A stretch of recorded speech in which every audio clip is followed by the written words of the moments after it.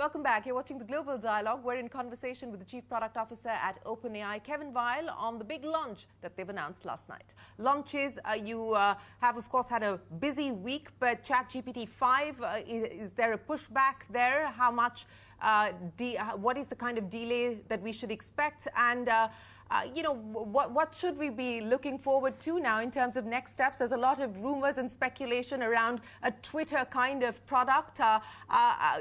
What can you share with us on that? Yeah, well, we're very excited about GPT-5. There are teams working on it as we speak, and I think it's going to be a fantastic new model when we get there. But in general, this is the year that ChatGPT goes from answering questions for you to doing things for you in the real world. By that I mean we launched a product earlier this year called Operator that can browse the web like a human and do things for you. It can order food for you, through an online food ordering website.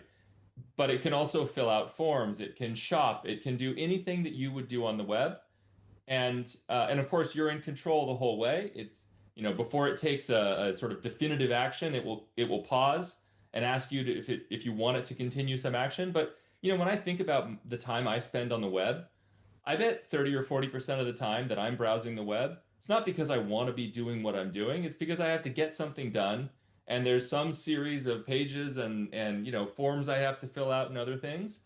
I would love an AI to do that for me.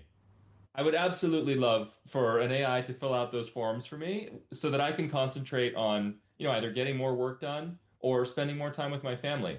And this is the year when AI begins to do more things like that for you. I'm very excited about that. It comes because of the advances that we're making with these reasoning models that are getting smarter and safer. And it comes with, integrations into the sites that you know and use every day. So that our models can understand them and can take action on your behalf. You didn't respond to the rumors and the speculation around a likely Twitter-like product launch. We'll see. We'll see. Kevin, I know you don't sleep a lot, so let me end by asking you, what's keeping you up at night? I mean, is it Anthropic? Is it DeepSeek? What's keeping you up at night?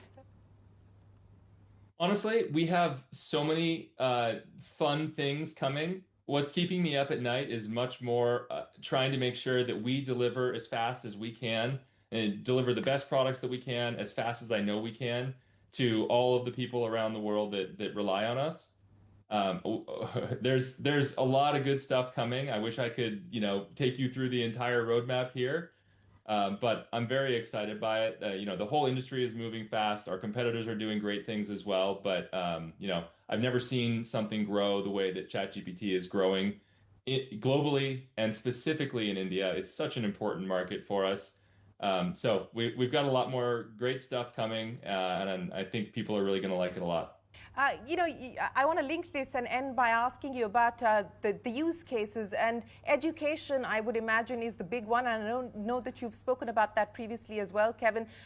Especially for a market like India, what can we expect? Is that going to perhaps be a focus area or priority that you would want to consider doubling down on? Yeah, I think there are, people think about ChatGPT as you can make your job more efficient, you can write emails more quickly, things like that. But I think there are a handful of things that we can do, products that we can work on that will fundamentally make the world a better place. One of them is in the area of scientific discovery. These models are getting good enough that they are actually contributing to novel scientific research. They're advancing fundamental science. And, GDP and world advancement and human growth comes from advancing fundamental science. So, if these models can help scientists advance, if they can speed the pace of discovery 2x, 3x, 5x, 10x, that's an incredible impact in the world. If they can help people understand, my son went through a medical procedure not long ago, and we expected it was not going to be a big deal, but there was a small chance that it was a big deal. There was something wrong. I got a note later from the hospital that was full of, medical jargon that I didn't understand, but it sounded scary. And I couldn't get a hold of the doctor to ask. I uploaded the image to ChatGPT and said, "What is this?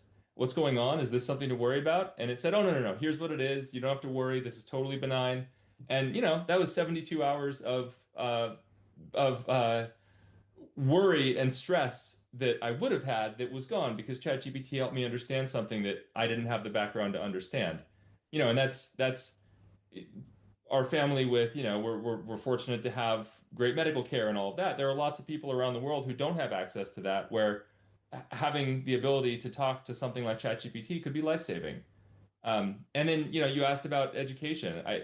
Every study I've ever seen says that when kids get individual tutoring, they get personalized education, their advancement rates are standard deviations better than kids that don't get personalized tutoring. And again, ChatGPT is free. It knows the curriculum for every class and every topic in the world and can give students personalized learning that evolves with them. Like I want to see every kid in the world have a personalized tutor that is helping them learn any topic they want to learn, whatever they're excited about, as fast as they want to go.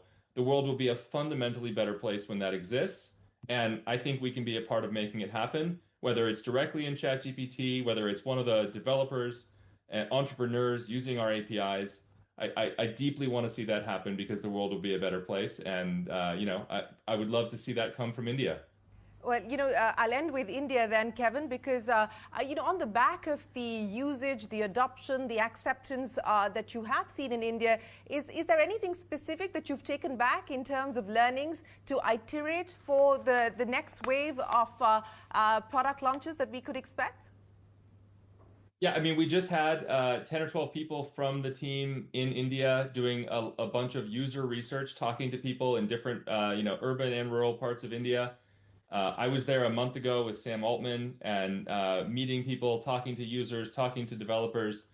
The amazing thing is how broadly ChatGPT is used. You ask a room full of developers who uses ChatGPT, and they all raise their hands. It's really exciting to see. And they all have 100 things that they want to see us implement or do better, new features, new ideas. So, we know that one thing that's really going to be important for us is performance in low bandwidth environments. Not everybody has a great network connection. We really want ChatGPT to be broadly usable across the entire country, no matter what, cell phone, no matter what network connection you have. That's important. We're also thinking a lot about how we broaden our language support. So ChatGPT, I believe, is the best ranked model in the world for the top 11 Indian languages. But there are a lot more than 11 Indian languages, and we want ChatGPT to be great for everybody in India. And so we're thinking about broadening language support and making more of ChatGPT voice forward for those kinds of use cases. So we have a lot of ideas. They're going to benefit people in India, and they're going to benefit users all around the world, and we're very excited about it. Well, Kevin, thanks so much. We look forward to seeing more of you here in India and appreciate you taking our time very late at night to be able to speak to us today.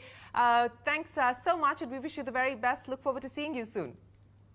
Yeah, thank you. And by the way, when I was prepping for the interview, I told our new model, O3, that I was going to be meeting with the premier broadcast TV interview or broadcast Indian business-focused TV station in India. And I said, what station do you think it is? And it said, oh, clearly that's going to be CNBC-TV18. So O3 is a genius.